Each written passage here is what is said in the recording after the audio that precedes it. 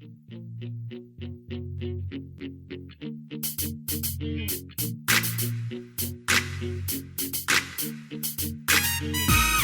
to the CEO of Destiny podcast, where you will find the tools to fulfill the purpose of your generation and wildly succeed in the marketplace. And now your host, Andre J. Benjamin. 5 areas of responsibility.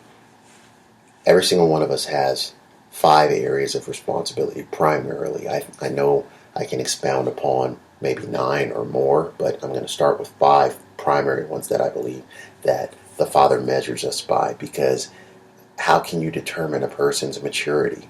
How can a person be determined in their maturity? I believe maturity is that continual process that's defined by the assuming of responsibility in our life. We cannot measure how mature you are until we are able to see if you have something that you're responsible for. How are you handling that responsibility? What is your ability to respond properly to life's challenges and changes?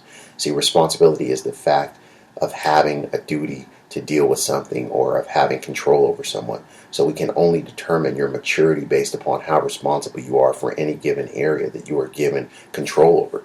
So I found there's 5 major areas of responsibility that help us determine our maturity level. Number 1, let's start with the big one, our physical body.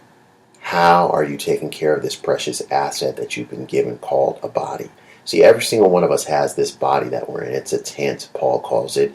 It is the house in which you're called to do your assignment. I remember one of my mentors called it your dirt suit or your earth suit. You know, what are you doing in this earth suit? So garbage in, garbage out is the principle. What is your consistent bedtime? Are you eating a healthy breakfast? How do you begin your day? Are you feeding yourself food that gives you fuel? Or this is of great importance, or is the things that you're eating causing for you to be drained, sluggish, and lethargic? Is it causing for you to just really experiences manifestations of things in your body that are not conducive to your body expounding and growing? Are you not producing the optimum results and performance for yourself? Are you treating your body as a temple? I mean, if you go into a temple nowadays, it doesn't matter what type of temple. It doesn't matter your belief system. If I try to run up in a temple, a sacred temple that's held sacred by peoples, and just try to act any way up in it. You know, some of these places globally, you might get killed. I might get killed for trying to treat a temple any way. So a temple is a place of great value, which people will treat with care and reverence. Are you exercising? Are you walking daily? Movement is a master key for health. Are you walking the stairs, or instead of choosing the elevator? Are you walking the block? Are you walking around the track a few laps? Are you having water? Water's the juice of the earth. See, dehydration is a common gateway for most sickness in the human body. It's an epidemic. Most of us are not sick. We're really thirsty, and our body is crying for water. So we really have to engage in learning how to keep ourselves hydrated at all times. They say starting off your day, even up with 3 cups of water as soon as you get up, just to get your body going. I think it's very important. There's many books on water and its impact. So really look scripturally, and the Bible talks about that living water. That's kind of a given. Water is a key for life. Conscience is number 2. How are you developing and growing and listening to your conscience? You know, our conscience is that God-given voice that He put inside of us. It's that GPS, or that navigation system that He put inside of us, that His voice for those that know Him or don't know Him. He has put His voice within people, and if a person violates their conscience, it is, as the scriptures declare, seared like hot irons. If we keep ignoring that voice that tells us which way to go, what not to do, how not to conduct things, when we violate our conscience, when we go and connect and do things that we know we're not supposed to, when we're around people that we're not supposed to be around, that are not producing the best in us. So this voice tells you to take action towards the dreams and goals that the Father has put inside of you. The voice that tells you to value your family, to value yourself. The voice that tells you not to violate the instructions of the Father. Some people's conscience can be seared because they may have been programmed wrong, but you hear people who have tremendous stories of how they came out of false belief systems, and how they came out of dangerous, toxic belief systems. They said they heard this voice within them, and even though they had been taught to do something that was right, it always felt wrong. That's powerful. That's the power of conscience that God put inside of every human being. So are you listening to the voice that is holding you back from blowing it? Or are you attempting to drown out the voice of reason that is your internal GPS and fence of protection? If you commit a sin against your own conscience, you are violating sin. So make sure to steward your conscience by listening to the voice, by taking action on it. Number 3 are gifts. Your gifts. You have gifts that hold within the gift your personal leadership in society. Your gift is where your promotion and opportunity comes from. So have you discovered your gift? You must identify your gift. You must sharpen your gift. You must refine it. You've got to get out there and determine how you're going to grind it out and get it to society, how you're going to share it with others, how you're going to cultivate and develop it. Are you constantly focused on what you don't have, what you don't do well? We have a weakness-based or a deficit-based society, whether you're at school or even at home in your family or at a job. Everybody tells you what you don't do well. You ask most people what they do good, and they really can't tell you, but they can tell you with quickness what they do wrong. It's like when you look at a report card, and some parents and some people can relate to this, of how you would bring home a report card and you could have all B's and you have one C, and then your parents are like, what's that C? Where did you get that C? And they don't commend you for the B's, they call out the C, because our mind has been trained. It's just like they use bad news to sell headlines. Bad headlines sell newspapers, sell movies and TV shows. Getting people to think about trauma or conflict is a method of how people's attention is drawn. So we have to break free and reprogram ourselves to be aware of actually where is God at work, not where is God not at work. What have you been given and placed within your society? How can you serve your gift to society? Where are the places that you can use your gift, that you can bring value? See, talent costs nothing, but skill costs you everything. Skillful people are in very high demand, and they especially rare, valuable skills. Like rarity determines value. So when you look at the problems you solve and the scale of the problems you solve, how many people does it impact? Big problem. If you address a problem that impacts thousands, then you will make more than a problem that might impact hundreds. If you handle the problem and you tackle a problem that impacts millions, then I believe you will make millions. I believe you can have the influence of millions or billions even. Now we're in the era where, probably because of scalability and transition and technology, that you can actually make trillions. I believe we'll probably see trillionaires in the next 30 to 50 years. Who knows if you're still around, and I'm still around. Number 4, possessions.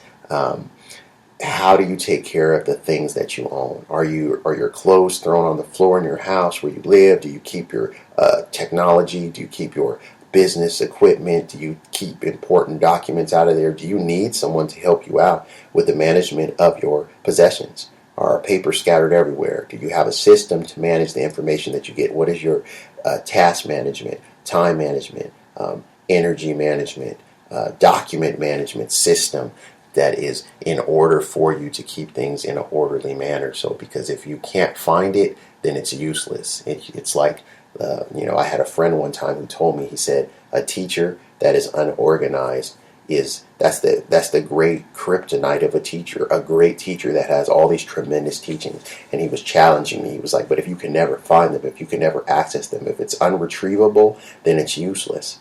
If I'm not able to retrieve the information that has been given to me, that I've studied and labored over and presented in an orderly manner, then it's useless. Number 5 is relationships. Who are the most important people that you must be connected with for you to get where you need to go in life? Who is not benefiting your growth and development? See, take an inventory of your relationships. See, the word declares that bad company corrupts good morals. Choose your friends wisely. See, when you become older, we're able to actually choose our friends. You can't choose your family, but you can choose your friends. That's a powerful gift. Once you become aware of this truth, you have to immediately go to that. So when you're thinking about your business and being about the Father's business and being a CEO of destiny, a chief executive officer of your destiny, how are you choosing the relationships? Are they causing for you to grow and multiply and expand in areas that are taking you to the fulfillment of the goals that God has put inside of you and that you've set? Or are you having people who cause for you to regress, to actually almost retard that abundance that he wants to put in your hands? Are you growing and strengthening meaningful relationships? If you need to double down on what's working. So if there are relationships that really stretch you and prod you on, then you need to put more time on the calendar with those people. You need to go make sure you get in that environment that draws out, just like we talked about Mary and Elizabeth. And when Elizabeth got into Mary's presence, the baby in her leapt. The baby leaped and was filled with the Holy Spirit. Who causes for the dream, the promise of the Lord that's in you to leap? Who causes the baby to leap within you?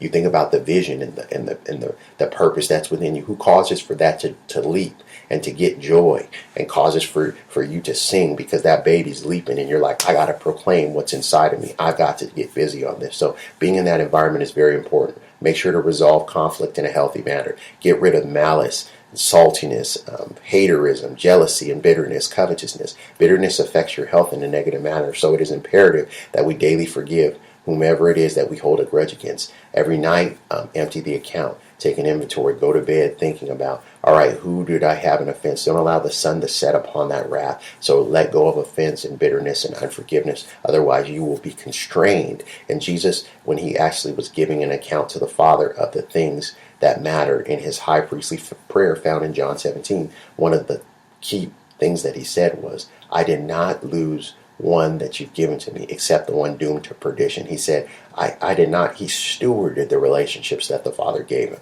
He took them. He told them everything. He had sanctified himself for their behalf. He had given them everything that he was supposed to give them. Can we say the same thing?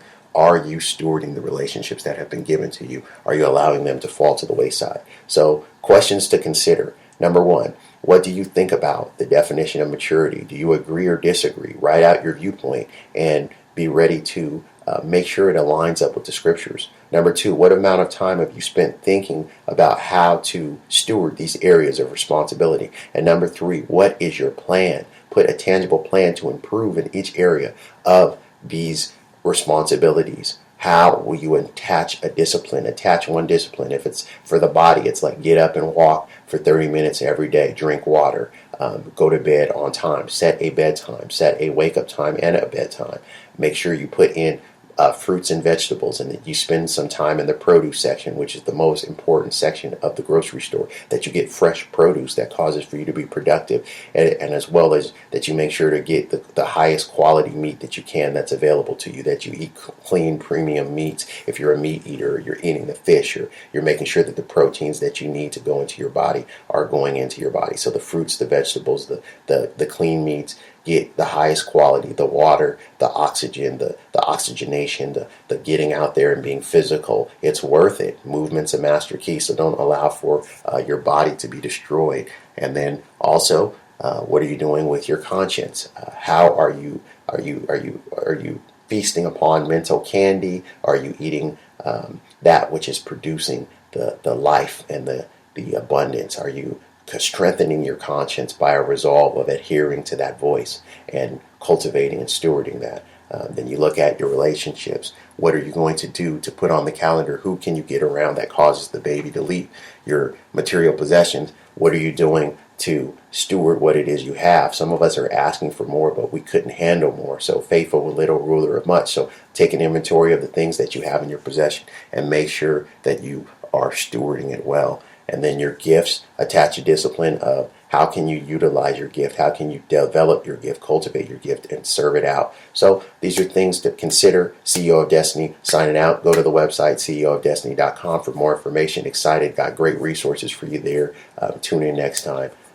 Blessings. Thank you for listening to today's episode. Do us a favor. If this was useful in any way for you, please go to iTunes and leave us a review. Reviews will allow others to easily discover the podcast. If you'd like more information and to receive a free download, rediscover your destiny, go to ceoofdestiny.com. Thanks again, and tune in next time.